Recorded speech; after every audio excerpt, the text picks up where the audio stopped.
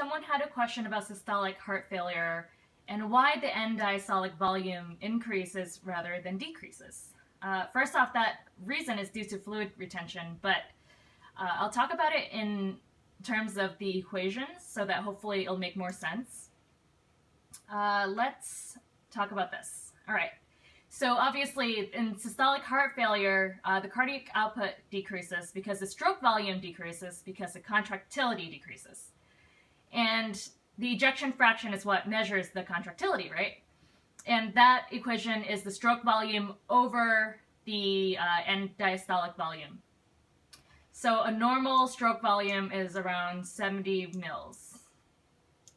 All right. Let's go back to the pressure volume loop. We'll just look strictly at the volume portion here. So let's say the stroke volume decreases and the ESV is going to be 70.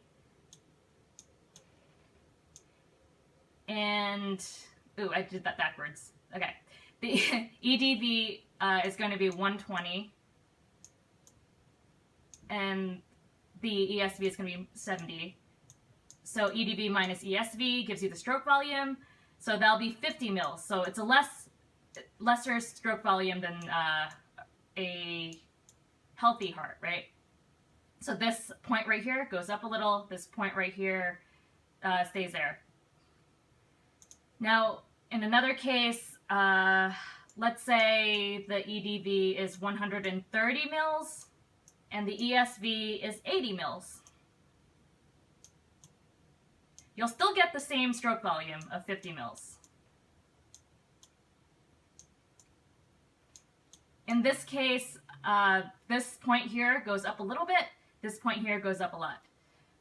But that's still, the same stroke volume as the numbers over here.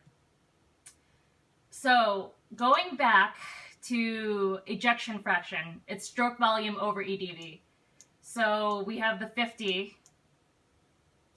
Now it's either going to be over the 120 or the 130.